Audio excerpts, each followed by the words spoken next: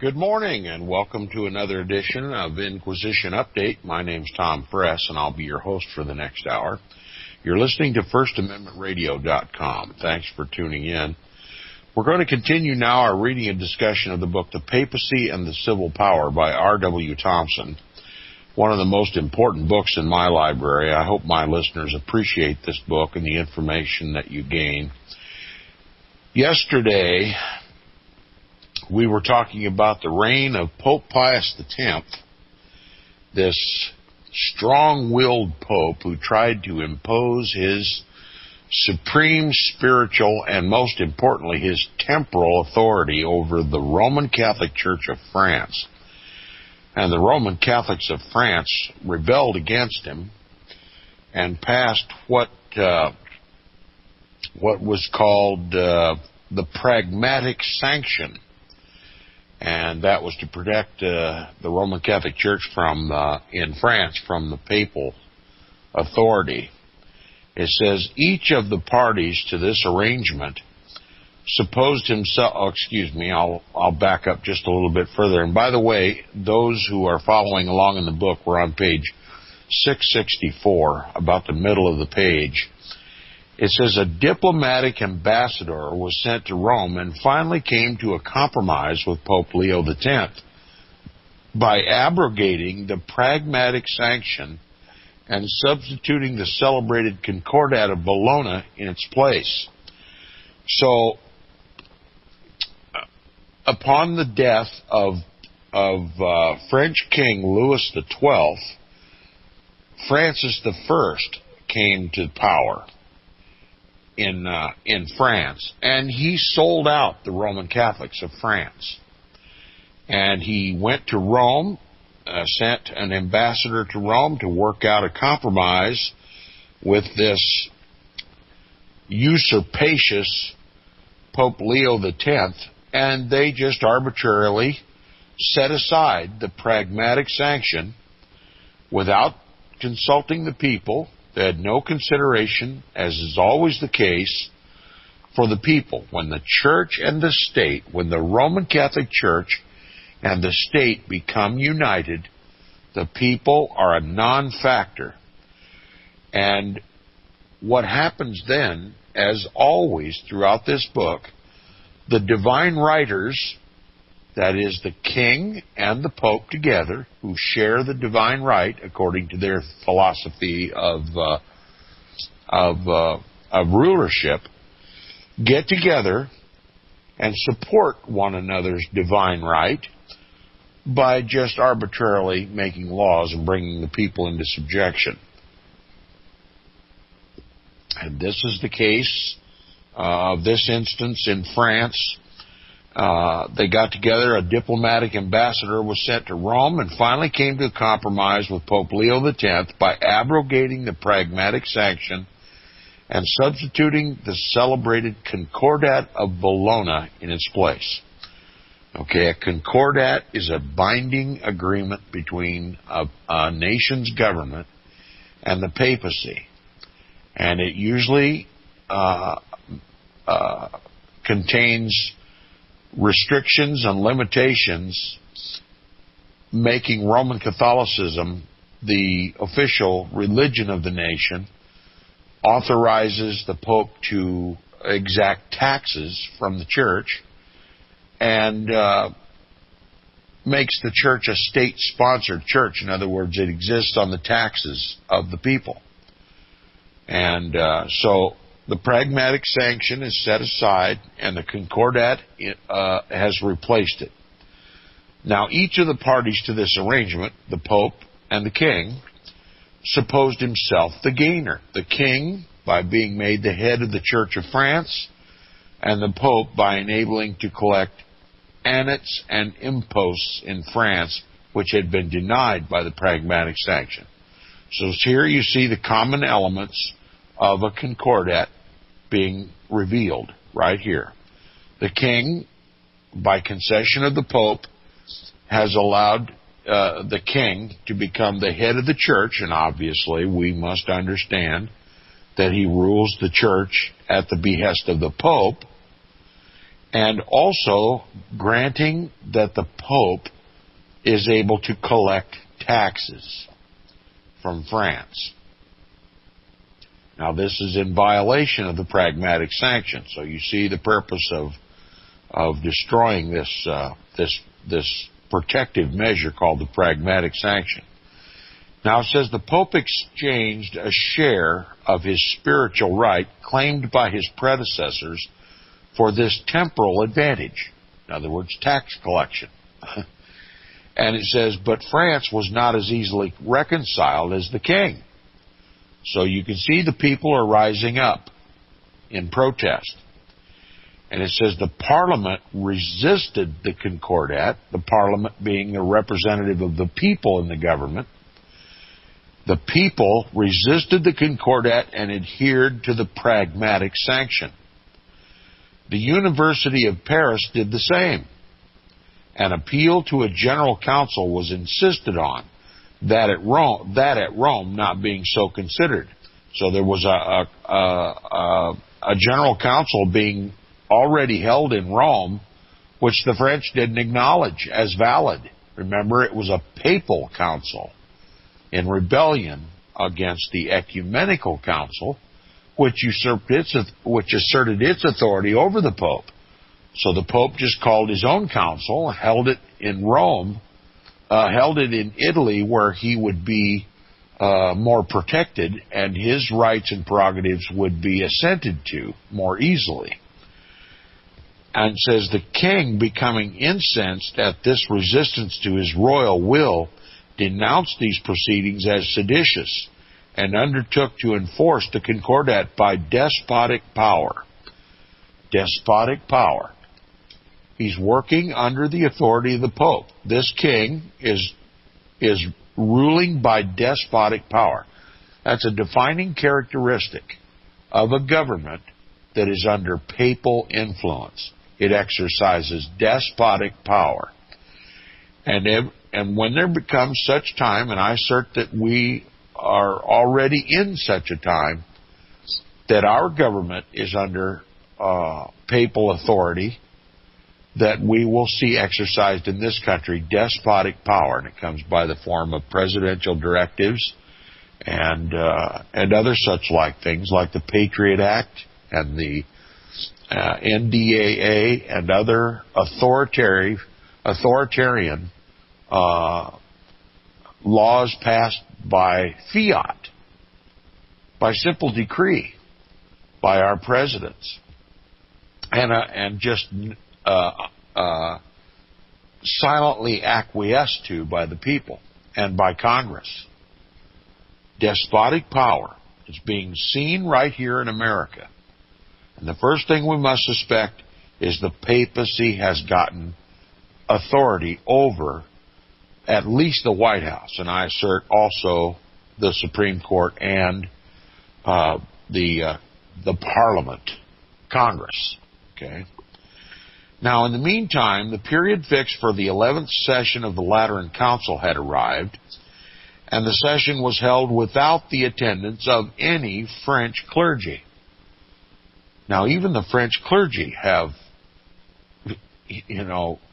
are protesting this council, and said nothing had transpired to give it universality, inasmuch as many parts of the Christian world yet remained unrepresented in it.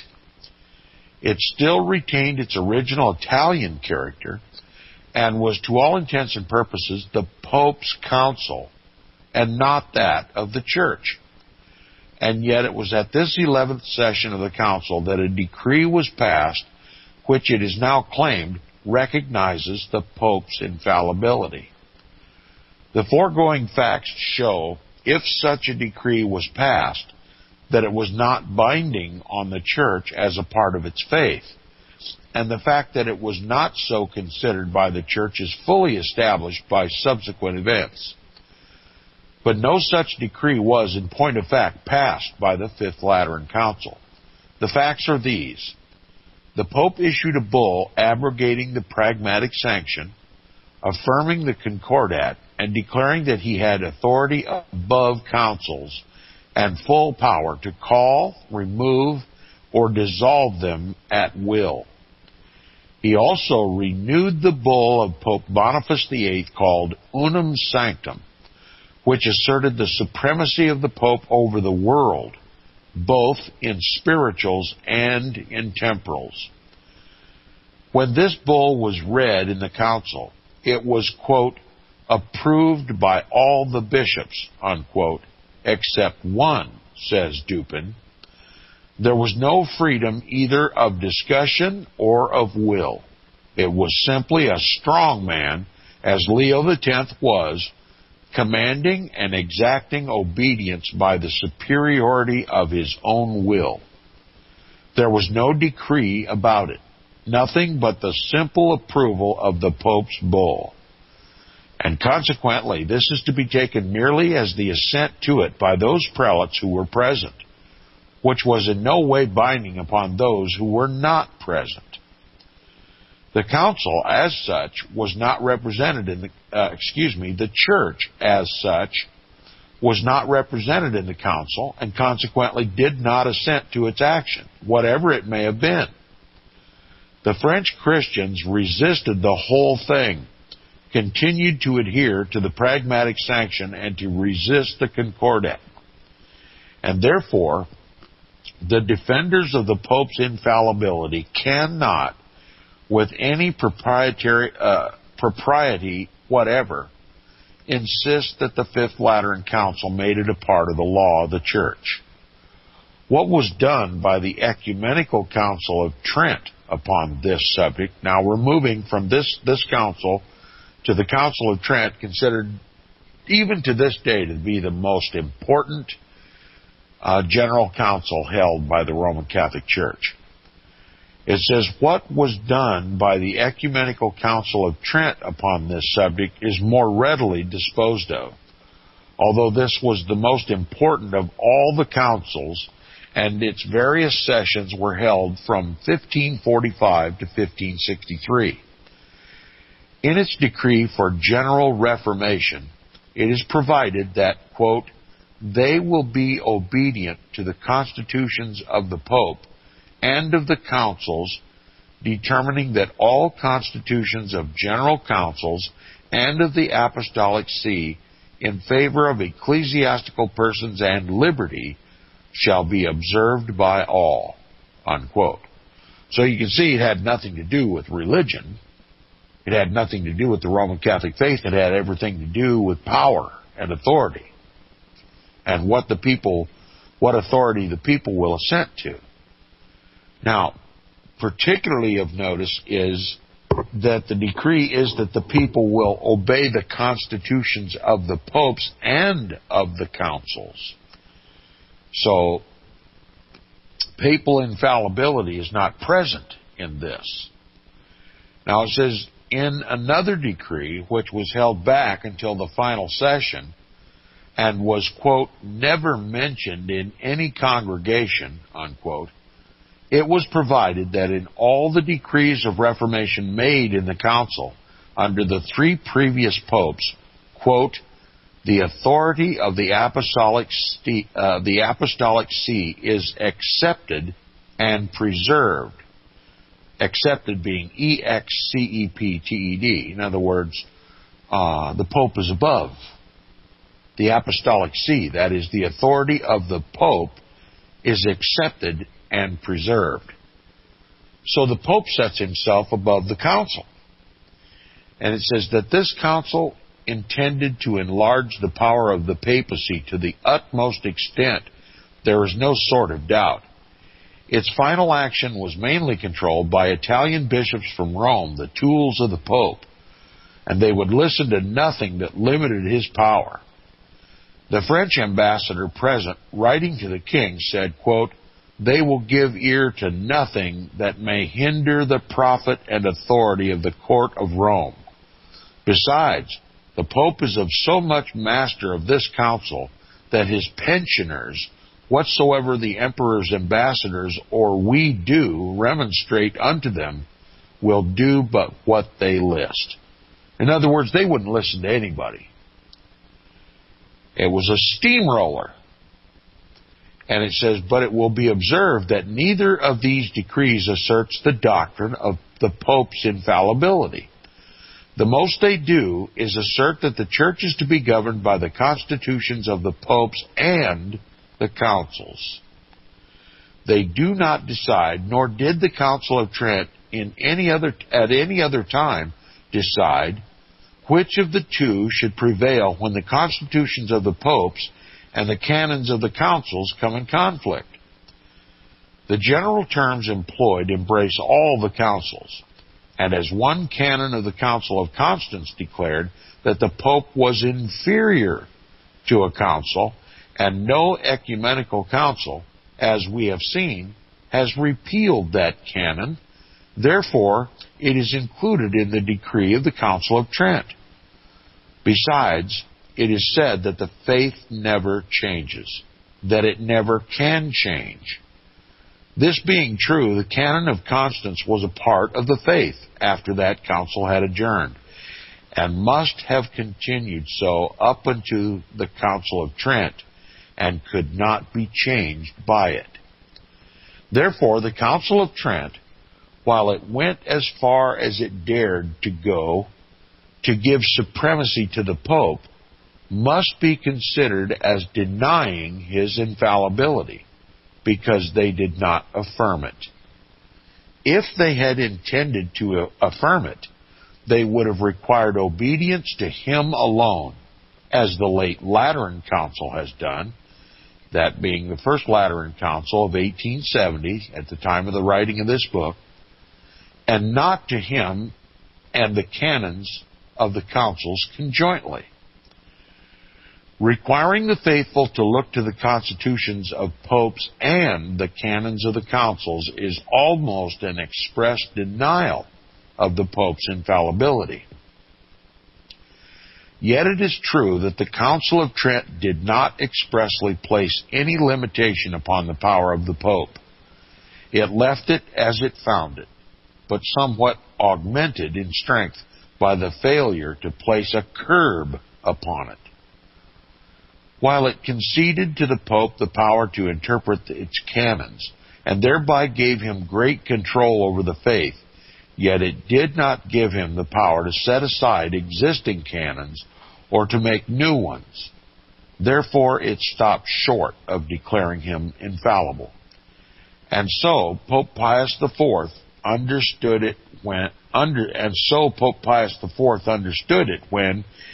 in 1564, he promulgated the Creed, founded upon existing canons, which has been since reproclaimed by Pope Pius IX, and remained as the faith of the Church up until the late Lateran Council. That creed requires that interpretation of the Scriptures to be accepted, which has, quote, the unanimous consent of the Fathers, unquote, and while it enjoins, quote, true obedience to the Roman Pontiff, unquote, it does not concede to him the power to set aside this, quote, unanimous consent, unquote, and substitute his own interpretation for it. That remained for the late council, which has so changed the creed as to require it now to mean that, quote, the true obedience to the Roman Pontiff, unquote, which is now enjoined, is to accept that interpretation of Scripture which he, the Pope, and not the Fathers, shall give. Does not this change the old faith and substitute a new one for it? Now, it is undoubtedly true that those who, by this change of faith, have elevated the Pope above the Fathers and all the great councils of the Church by assigning to him equality with God on earth, have done so because they hope thereby to be able to bring the world back again to that condition in which it was when the popes did exercise the utmost plenitude of power by usurpations they were strong enough to maintain.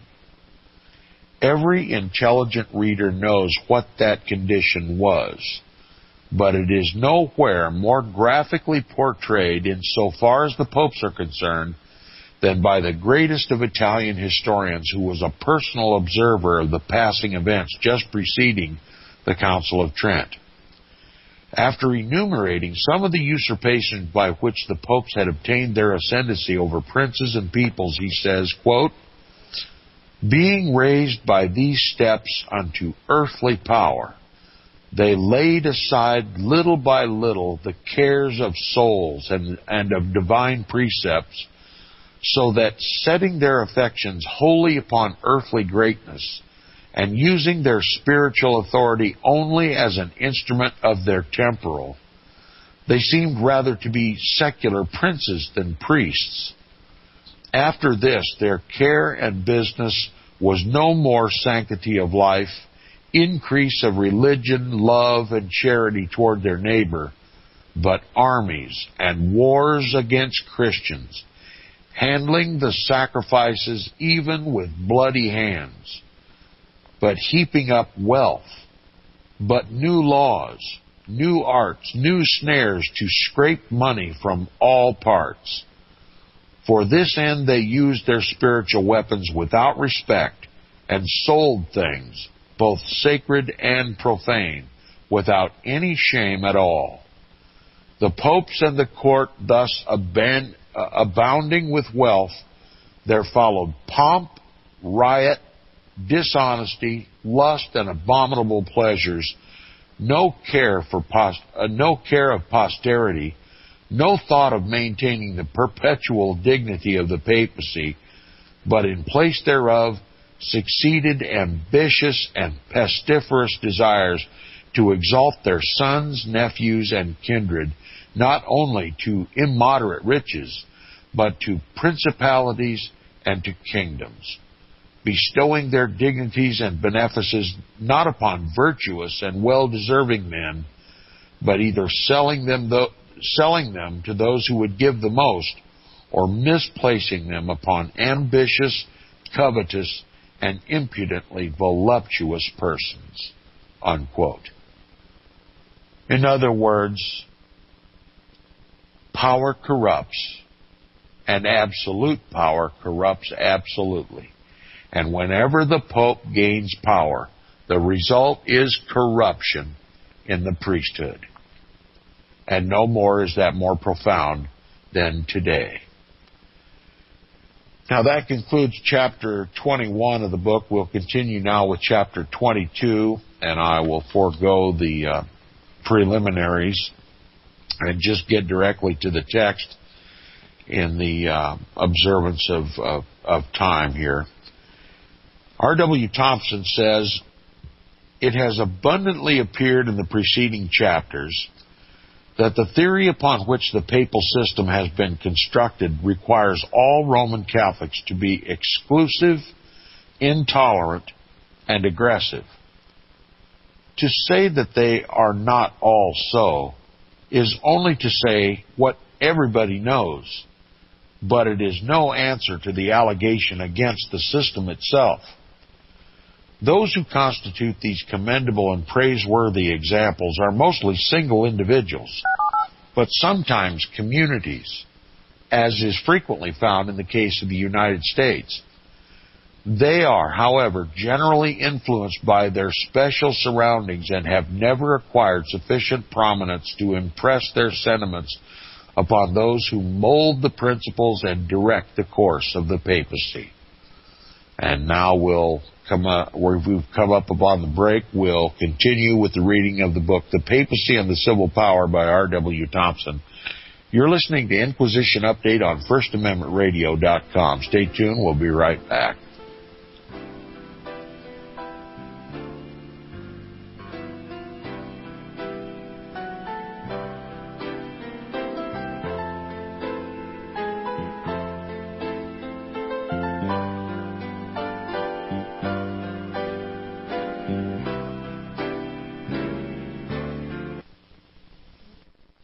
Visit crosstheborder.org, crosstheborder.org, to get your print, EPUB, or PDF version of the book, The rapture will be canceled. That's crosstheborder.org. I know you all want answers, and believe me, so do I, and I'll do my best to get them. Despite Nicolas Cage's promise to do his best to get left behind rapture answers for us, don't hold your breath. Not everyone believes Left Behind is true prophecy. Some may even regard as conspiratorial the mainstream re-release of the Left Behind movie with actor Nicolas Cage portraying the main character as an attempt to further reinforce in the minds of all this perception of false prophecy, in order to condition the masses for the play about to begin. If you want true Bible prophecy answers, get the book, The Rapture Will Be Canceled. The author exposes the Latin rapture origin, the 7-year tribulation deception, true Bible revelation of Daniel's 70 weeks, the abomination of desolation, the restrainer, America in the Revelation, the image of the beast and the mark of the beast, and the truth about God's chosen people, and so much more about Bible prophecy. This book will shatter the Left Behind paradigm of future events. Get the book, The Rapture Will Be Canceled. Visit crosstheborder.org, CROSS, crosstheborder.org, to get your print, EPUB, or PDF version of the book, The Rapture Will Be Canceled. That's crosstheborder.org.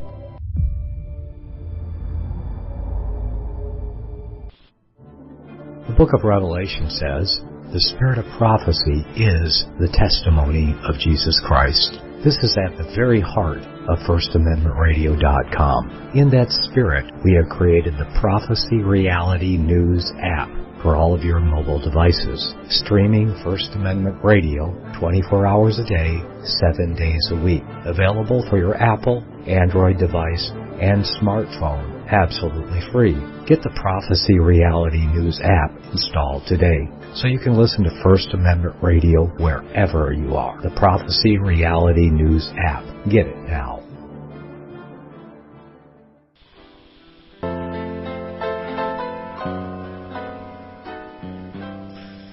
Welcome back from the break. You're listening to the second half hour of Inquisition Update that's brought to you by FirstAmendmentRadio.com. First Amendment Radio sponsors the program, so if you love Inquisition Update and would like to see the program continue, please support First Amendment Radio. Help Nicholas pay the bills. Throw in a pizza or something. Okay. R.W. Thompson is talking about the Roman Catholic laity, and most particularly about those silent dissenters within the Roman Catholic Church, sometimes single individuals and sometimes entire communities, especially here in the United States.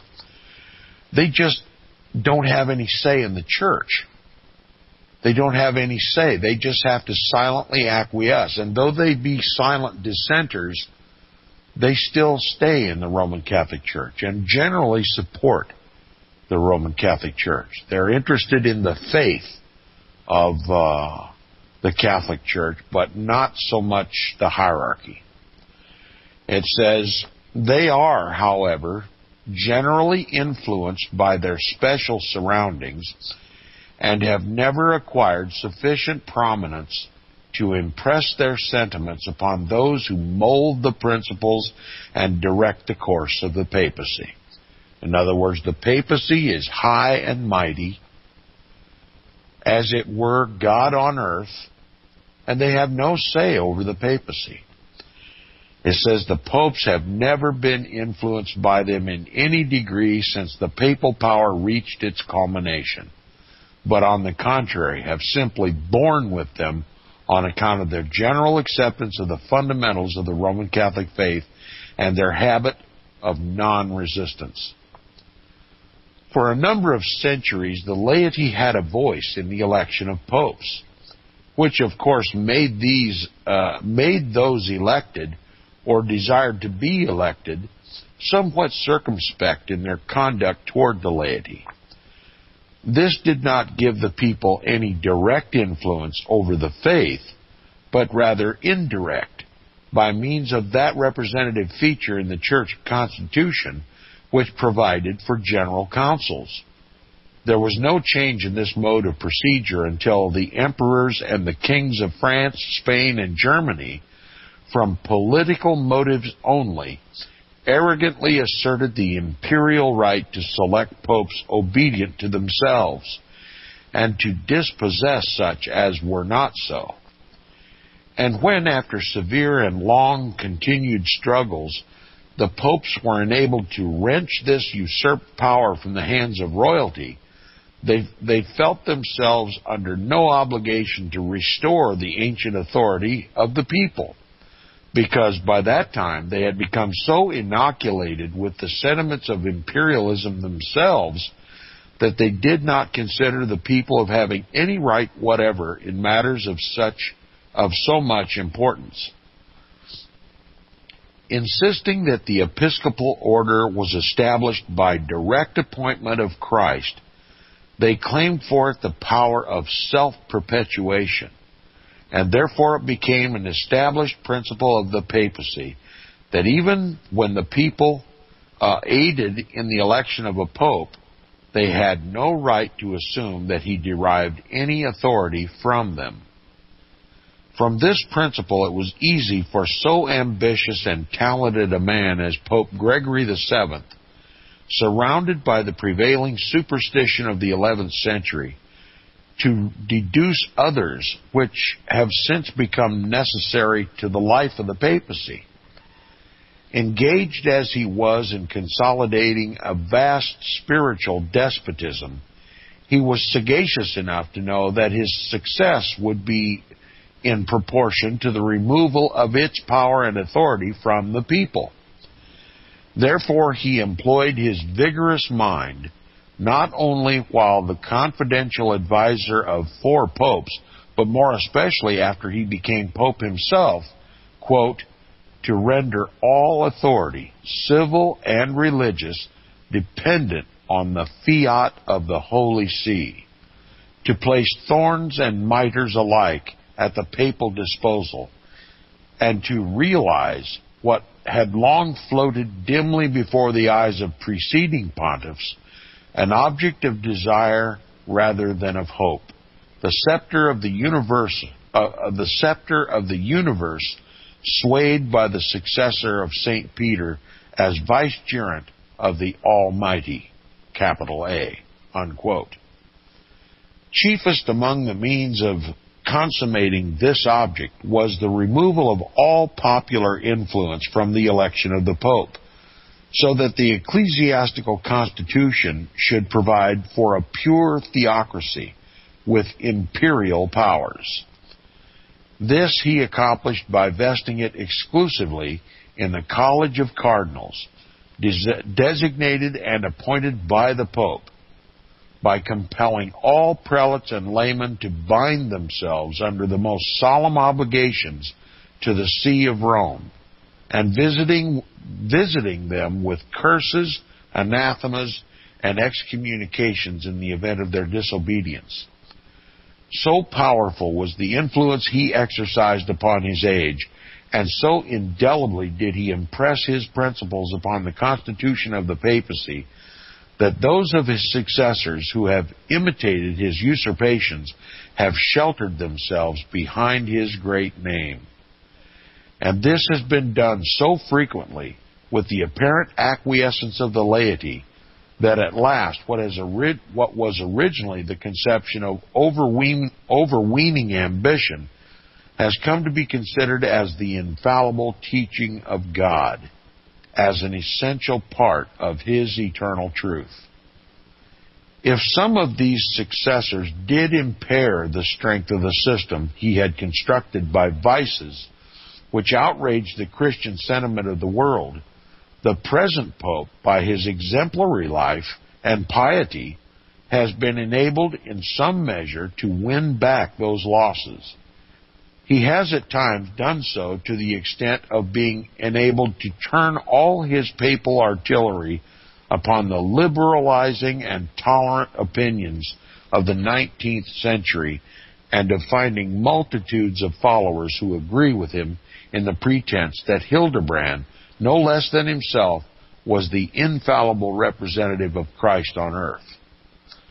We must no longer look then to the laity of the Roman Catholic Church for its faith or discipline. They have nothing to do with either, except to obey whatsoever is prescribed to them. And this obedience is required to be so comprehensive and unlimited as to include all that has been in the past, now as in the present, and may hereafter be in the future. Their whole duty is involved in the simple act of submission. Submission. I want to stop here and make a comment. We're talking about Roman Catholicism here, not Islam. Now, the current mantra in the press and the alternative media and even many, many churches is that Islam means submission. And all the world is focused on uniting Christianity, more correctly, to unite all the Protestant churches back under the authority of the Pope, to solidify Christianity and to have one spokesman for Christianity and for Christ, that is the Pope. And what does he require? Submission. And they want this unity in the so-called Christian world so that they can stand up against Islam, which also means submission. Now, in my discussions on amateur radio about Roman Catholicism and about the teachings of the popes and about their usurpations and abominable history and about the bloody inquisitions, and the truth of history reveals that the Roman Catholic Church is the most bloodthirsty organization that ever drew a breath on this planet. That when it comes to bloodshed and tyranny and submission, unquestioning submission, Islam doesn't hold a candle to it. When I talk about the Roman Catholic Church's history on amateur radio, people always ask the question, but what about Islam? What about Islam? Why don't you ever talk about Islam? Well, Islam is worthy of discussion, but everybody else is talking about Islam. Nobody's talking about the Roman Catholic Church. But R.W. Thompson saw the threat that Roman Catholicism was to this Protestant constitutional republic. And I choose to go with history. And I choose to go with the Scriptures. And Islam isn't even a factor. So we'll let the mainstream and the alternative medias raise up all the hype about Islam. But the mother of Islam is the Roman Catholic Church. They got their brutality and intolerance and oppressive behavior from their mother. Now, continuing, it says, the whole duty is involved in the simple act of submission. Consequently, if there are here and there some of them, or even many, who are liberal and tolerant, and therefore not aggressive, they either hush up these sentiments in their own breasts, or, if they express them, have not authority sufficient to make them felt, even if known, at Rome. The papacy is reached only through its hierarchy, and they are sworn to obey the Pope implicitly, and to preserve and extend his royalties. He imparts a portion of his infallibility to them in the execution of their theocratic functions, and through them to the laity in the single act of obedience. The strength of the papacy is by these means left unimpaired, and insofar as the claim of universal supremacy is concerned, it is set forth as boldly and defiantly as when Gregory VII hurled his thunders of excommunication and anathema at the head of the German emperor. What government has ever existed which has recognized freedom of religious belief and worship while submissive to the authority of the papacy? In all history there is no account of any such. Wheresoever it has been done, the popes have considered it an act of disobedience to them, and dealt with it accordingly. In all the forms of bulls and briefs, they have condemned and denounced it as heresy. Pope Pius IX has done so in his syllabus and other official papers. He's talking about Pope Pius IX, who was then Pope at the time of the writing of this book, and he, like all his predecessors, have condemned individualities and republics and governments that do not submit to the authority, the infallible authority of the popes. All this condemnation of the American government and the Constitution and the Bill of Rights and our entire political system of this country is written in the syllabus of error of 1864, and that's what R.W. Thompson is referring to here. He says, Pope Pius IX has done so in his syllabus and other official papers. When the Austrian government in 1855 abolished the Concordat, allowing liberty of all opinions, liberty of the press, liberty of faith, and liberty of instruction in the schools, he characterized the act as inimical to the Church, as, quote, in flagrant contradiction with the doctrines of the Catholic religion, unquote, and by virtue of power which he claimed to have derived directly from Christ, he declared all the acts and decrees in that respect, quote, null and powerless in themselves and in their effect, both as regards the present and the future, unquote. And he threatened all engaged in their execution with the censures of the Church and with excommunication. These threats have been executed by the proclamation of excommunication in 1869 of all heretics, quote, whatever their name and to what sect soever belonging, and those who believe in them and their receivers, promoters, and defenders, unquote, so that the pontifical curse is now resting upon all the institutions of Protestantism and upon all liberal and tolerant opinions, wheresoever they are to be found in the world. When, therefore, we talk about what the Church of Rome teaches and allows in reference to freedom of religion, of the press, and of speech, such as is secured by the Constitution of the United States, we must look not to what is done and said by exceptional individuals or even by communities of liberal tendencies, but to the Pope alone. He is the Church, and absorbs in himself whatsoever power it possesses, in all its height, depth, length, and breadth. The pen of inspiration has instructed us that, quote, God is not a man, unquote.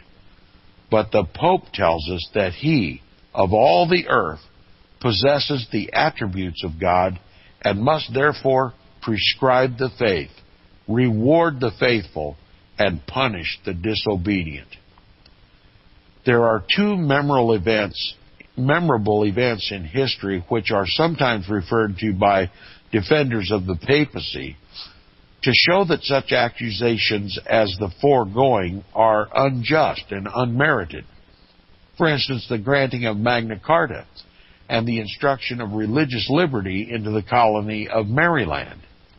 If this defense were designed only to show that there had been, and yet existed, numbers of Roman Catholics who approved the principles involved in these great measures, it would be perfectly legitimate, and nobody could object, for that is an undoubted fact. But it is not so limited. On the other hand, it is placed to the credit of the papacy, which is not in any sense entitled to it.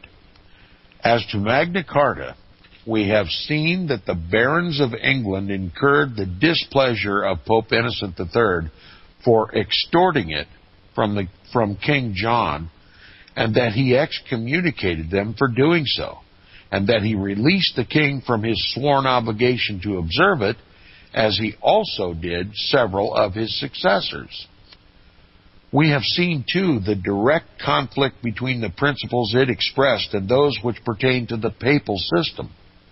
The other inquiry, whether the papacy is entitled to any credit for religious toleration in Maryland, comes more directly home to the people of the United States, which makes the investigation of it of more immediate concern to us. Now we're going to talk about the early history of the Maryland colony.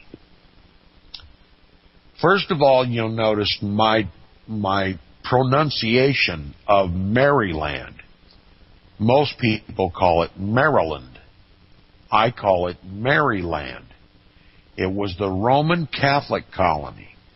It was named after the Virgin Mary, and although it espoused religious liberty, it did it on terms of expediency. And as I've described so many times on the program, even during the reading and discussion of this book, it was expedient that the Pope stay out of the colonies and out of interference with the Roman Catholic government of Maryland, so as to preserve Roman Catholicism, because the overwhelming majority Protestants in this country were ready to obliterate Roman Catholicism. Maryland was under a grave threat that if it did not watch its P's and Q's, if it tried to impose papal tyranny in the colony of Maryland, the Protestants would have wiped them out. They were sick and tired of the persecutions of the papacy, the tyrannies of the papacy, and they would not permit papal tyranny to be planted here in the colonies. Okay, with that said, we'll continue. It says the colony of Virginia was settled under several royal charters. That which erected it into a, quote, corporation and body politic, unquote, was dated May 23, 1609, and was granted by King James I. The district of country included within the colonial limits extended, quote, from sea to sea, west and northwest, unquote, and included all of what afterward became the colony and is now the state of Maryland. Okay, so the colony that we know today as Maryland, the Maryland colony, and now the state of Maryland, was originally part of Virginia. And let me just tell you, Virginia was a Protestant colony. And it says one of the purposes expressed in this charter was, quote, the conversion and reduction of the people in those parts unto the true worship of God and Christian religion, unquote. And inasmuch as the true worship was at that time in England considered to be that provided by the established church in opposition to that of Rome, King John further said, quote, we should be loath that any person should be permitted to pass that we suspected to affect the superstitions of the Church of Rome, unquote. It required also that the English oath of supremacy should be taken by all the colonists. By these provisions of the charter, therefore, Roman Catholics were positively prohibited from settling in any part of the colony. All right? The Virginian colony was established as a Protestant colony. Roman Catholicism was not tolerated. No Catholics were to settle there. Everybody who settled in Virginia had to take the oath of supremacy. That acknowledged the King of England as the head of the Protestant Church, and it just essentially made Catholics renounce their religion. And it says other and subsequent provisions were designed to enforce this exclusion. By royal instructions issued to the governor in 1621, the colony was required, quote, to keep up the religion of the Church of England as near as may be, unquote. In addition to these instructions, the General Assembly of Virginia, the first that ever met in the United States, enacted a law providing, quote, that there be uniformity in our church as near as may be to the canons of England, both in substance and circumstance, and that all persons yield ready obedience unto them under pain of censure, unquote. So you can see this is a Protestant colony, and they're not going to tolerate Roman Catholicism. Now, this was also repeated in 1629 and 1631 before the charter to colonize Maryland had been granted to Lord Baltimore. The condition of things existing in the colony of Virginia was not at all satisfactory to the king. The first legislative assembly had met at Jamestown in 1619, each borough represented by a representative. The impulse given to popular freedom by this means excited his apprehension that the monarchical principles he desired to plant in the new world might be endangered. He manifestly feared that if the right of representation in the colonial legislature were granted to the people, it would in the end result in organizing a formidable opposition to his own authority. And being a monarchist in the strictest sense, he therefore resolved at once to bring the colonist into complete subjugation. For this purpose he resorted to several wrongful and oppressive measures. He commanded that a number of felons, unfit to remain in England, should be transported to the colony, and also made the most grinding exactions upon the people in order to draw off their wealth and thereby to supply their own treasury. This is an interesting discussion. We'll continue it on the broadcast tomorrow. I hate to quit just now, but we have to. So tune in again tomorrow to Inquisition Update. You've been listening to Inquisition Update on First Amendment Radio. Thanks for tuning in, and we'll see you tomorrow. Visit crosstheborder.org, CROSS, crosstheborder.org, to get your print, EPUB, or PDF version of the book, The Rapture Will Be Canceled. That's crosstheborder.org. I know you all want answers, and believe me, so do I, and I'll do my best to get them. Despite Nicolas Cage's promise to do his best to get left behind rapture answers for us, don't hold your breath. Not everyone believes Left Behind is true prophecy. Some may even regard as conspiratorial the mainstream re-release of the Left Behind movie, with actor Nicolas Cage portraying the main character, as an attempt to further reinforce in the minds of all this perception of false prophecy, in order to condition the masses for the play about to begin. If you want true Bible prophecy answers, get the book, The Rapture Will Be Canceled. The author exposes the Latin rapture origin, the 7-year tribulation deception, true Bible revelation of Daniel's 70 weeks, the abomination of desolation, the restrainer, America in the Revelation, the image of the beast and the mark of the beast, and the truth about God's chosen people, and so much more about Bible prophecy. This book will shatter the Left Behind paradigm of future events. Get the book, The Rapture Will Be Canceled. Visit crosstheborder.org, CROSS, crosstheborder.org, to get your print, EPUB, or PDF version of the book, The Rapture Will Be Canceled. That's crosstheborder.org.